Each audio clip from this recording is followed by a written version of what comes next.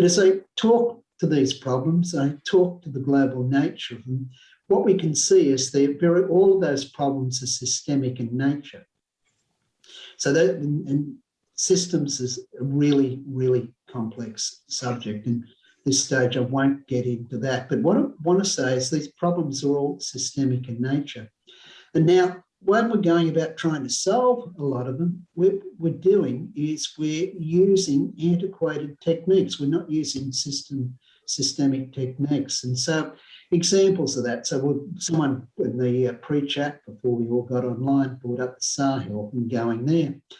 And so if we look at it, and so we look at, you've got ecological collapse there, you've got rising Islamic terrorists, you've got population countries there which are more than going to double their population in the next 30 years. You've got massive undernutrition.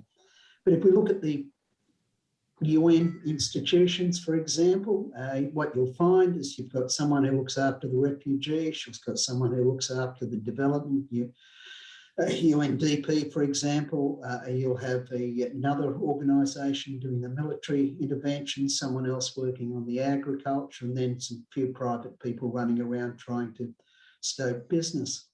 And so all these things need to be integrated, and then you need to have a systemic approach, but it's not something which is done, let's say, at a national level, because these problems scan national borders. You need something which looks at a specific area, which has got something in common, not too big, and then take systemic leadership. So the thing I want to raise is the concept of systemic leadership.